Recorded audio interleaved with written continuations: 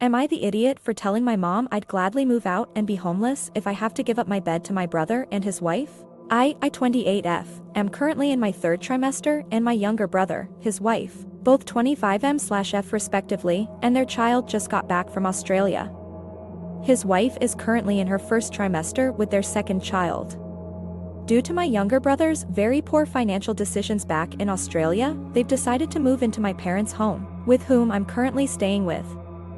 I would like to add that I'm staying with my parents because we're waiting for our BTO to finish building. I'm paying both rent and the dowry to her, dowry that is meant to be for my renovations. I won't be surprised if she says it's actually a part of the rent. Now my mother, 64F, although she denies it, has time and again showed extremely blatant favoritism towards my brother's wife. Like, she does whatever she can to please her, going as far as to sponsoring their wedding for them about 2 years back. She's never done this for any of her children, just for this particular in-law. The problem now is, she's asked me to give up my bed for them, and in my really pissed, cranky state, I replied back with, "If you do that, I'll just move out of the house." She replied back with, "So at least you have a place to stay." I snorted back and said, "Sure, the streets." She got upset and told me not to joke like that. I nearly flipped her off and told her that I'll sleep in my in-laws' living room if I gave to them. Nearly wanted to tell her that she won't be seeing her own grandson if that does happen. She got so upset, she actually texted my eldest brother about it, saying it was just a joke. But even my brother didn't find it funny, so AITA for replying back to her in a snarky manner? For the record, my brother isn't paying rent. He's the golden child of the family. My mother paid his bills up until he got married. She likes his wife because she's polite, smart, and religious.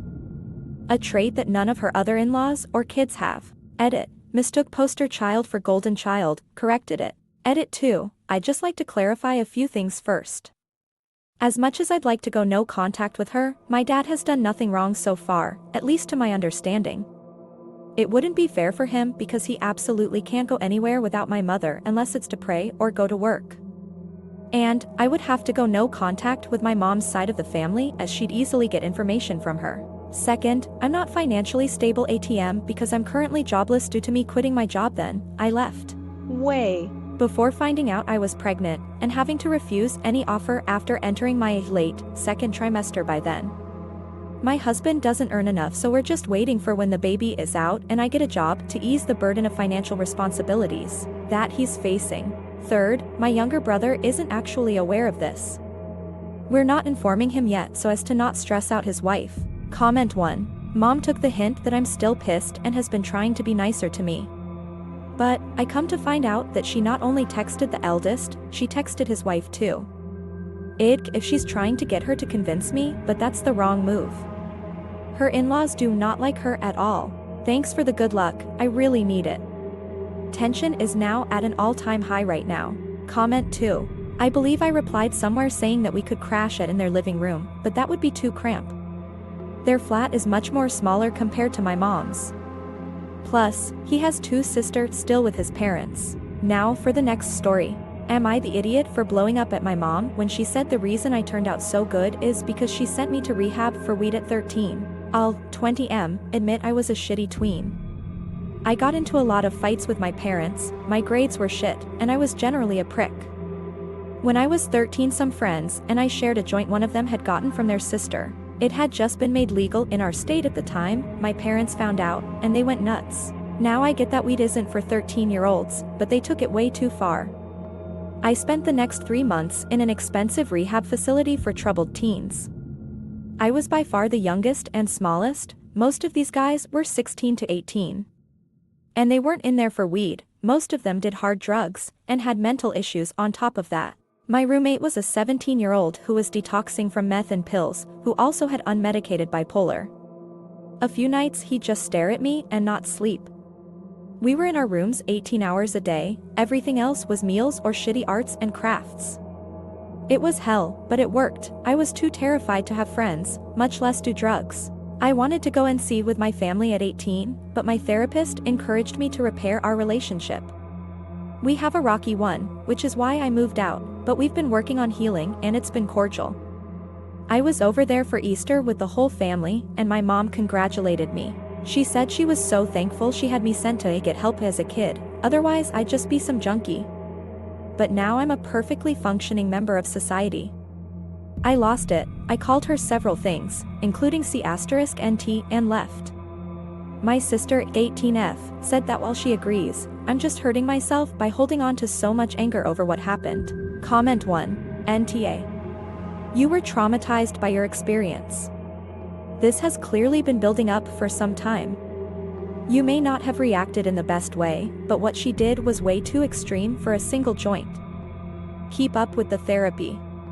Maybe NC for a while will be good for you. Comment 2. Agreed, encouraging contact with someone like this because it's a family isn't professional. The therapist needs to stop projecting their own values and protect the person they are supposedly helping. Now for the next story. Am I the idiot for calling out my mom on social media for abandoning me on my birthday? Context. I just turned 21 years old last month and I have spent the last few birthdays by myself due to being in college. About a month before my birthday, my mom and I are sitting in the living room when she asks me, "What do you want to do for your birthday this year?" I told her that it didn't matter as long as I got to spend it with her, seeing as I was away at college for the last 2 years. I took a year off to help with family and to take care of my mental health. A week later, she tells me that she found a VR place that was open for my birthday and made reservations for us to go, which I was ecstatic about. She knew how much I loved VR and her making the reservation was a good thing. A few days before my birthday, she calls me from her job and tells me she canceled our reservation to go on a date night with her boyfriend. When I asked her why, she said it was the only day they could get a table for the restaurant. I told her she had made a promise to spend my birthday with me and now she's breaking it. She then said to get over it and spend the day with my GF. My GF works for a cruise line and is out of country until July. I ended up spending my birthday alone and made a post on social media calling my mom out for abandoning me on a milestone birthday. My family is now divided. Half are siding with me, and the others are saying I'm selfish and I went too far making the post. I haven't taken it down yet. So, am I the asshole here? Small disclaimer, this is a pattern of hers that has been going on since I was 12. Whether it's my birthday, a competition, or an important event of mine, this always happens. Just thought I'd add a little clarification. And for the people in the comments calling me her daughter, I'm her son. Her only son. Comment 1. NTA. Many people say OP should have called out his mom in private instead of on SM, but that is exactly what he did. And then mom said to him get over it. So mom brought the well-deserved call out on SM entirely upon herself. Mom is a major. Not OP. My rationale is if the mom doesn't think there's anything wrong with her doing this, then there's no reason to be embarrassed on Facebook. Truth is she knows it makes her look bad because it is bad. And anyone guilting OP should be upset with the mom for making this a thing in the first place. JFC hate it when people attack a victim's reaction instead of the actual perpetrator's actions. Edit, obligatory NTA. Now for the next story. Am I the idiot for removing the fun stuff from my room at my mom's and leaving it at my dad's because my stepsister sleeps in there when I'm with my dad? My parents are divorced. I split my time 50-50ths between both houses. My mom has been remarried for a number of years now and has 3 stepkids. 2 boys who are younger and a girl the same age as me. She and I got along so badly that the custody times were switched so we were not in the house at the same time because we could not get along. It all started with her taking my favorite plush animal without permission and ruining it. The eyes were gone and it got soaked, which ruined the color. When I told her she shouldn't have taken it, she made it her mission to take my stuff without asking, and rarely had any consequences for it because I was told to share. Some of the stuff was fine, but other stuff got ruined too. When my mom told me that she would still sleep in the room after the change in custody. When I wasn't there, I knew I did not want the important stuff left at my mom's, so I took it all to my dad's with me. I was 12 at the time. This was only discovered a few weeks ago. Apparently dear old step-sis has been trying to find the goods for years, but it was when her dad said I should have a game console there. That was given by my grandparents, and they couldn't find it. They realized what I had done. I was confronted by my mom and her husband, and I admitted it. I told them I didn't trust that girl with my stuff and moved it all to safety. My mom asked how stuff is safe when my dad has 2 stepsons at home. I said because they're not allowed to go through my stuff and because they're good guys who wouldn't do that. My mom's husband was like, "What are you saying about my daughter?" I told him that he's known for years what we think of each other. Mom called my grandparents and asked what they thought of the console going to my dad's. They said they were fine with it. At least it was safe. Mom told me I should have told them my concerns and worked out a better solution than pretty much emptying my room. She also said surely there is stuff I am willing to share. I said not with stepsis. Mom told me I wasn't being very fair and how are we ever going to have a good sister relationship if we don't trust each other? I told Mom we won't, because we're not sisters, we will never be sisters, and I don't ever want to be. Comment 1. Smart girl. Don't let your mom start you thinking this was your fault. It's not your job to make them listen or pay attention. Daft to think you'd want to share with someone when you can't even be in the house at the same time. Nta. You protect yourself and let dad protect you. Comment 2. Yes, I got that impression too. How the stepdad said, "What are you saying about my daughter?" Maybe I'm reading too much into this, but it sounded aggressive. And to his stepchild. Even though OP is a stepchild, she is a child in his care too. What a filthy hypocrite. How are they gonna go criticize OP for refusing to play house? And he goes and so blatantly sides with his bio kid even though his kid is the problem. Now for the next story. Am I the idiot for not wanting to visit my dad? I 28F, have divorced parents. However, they split amicably and during my childhood, instead of me going to visit my dad, he would come visit me at my mom's every other week. He'd sleep on the couch. It was a great system for us, and it kind of continues to this day. Often when I visit my mom, dad will show up too. So I see him pretty regularly.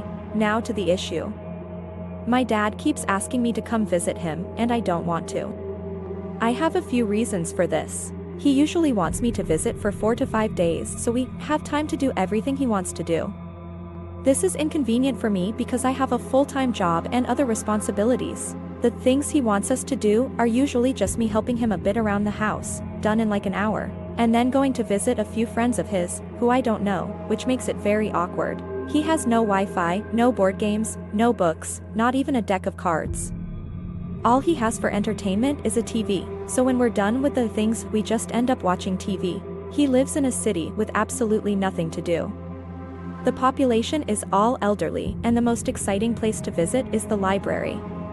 There are no museums, no events, we can't even go bowling. If he wanted to actually do something with me, I wouldn't mind. But I have no interest in spending 4 to 5 days doing nothing but watching TV and making social calls to strangers. I've visited him a few times, but since then I've been making excuses and avoiding going there.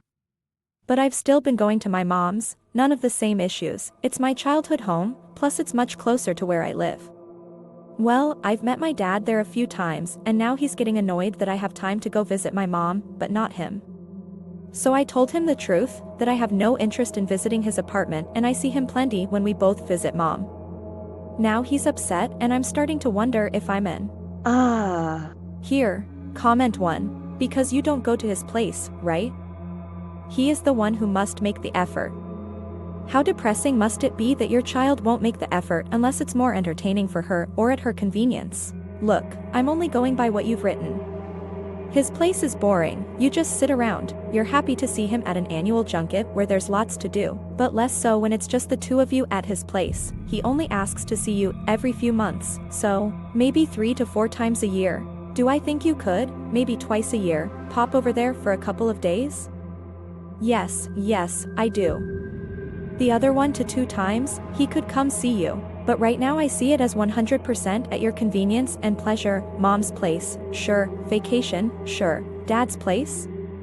No, and that lack of willingness to visit has to be pretty devastating for him, a parent who has, by your description, gone out of his way to make sure he spends time with you. You seem to want to be told, yes, you're justified in never going there. But you asked for a judgment. Comment 2. I've tried bringing a deck of cards, we played 1 or 2 games and then he said that was fun and continued watching TV. I did let him know that it is visiting his apartment that is the issue. I wouldn't mind going other places to do activities.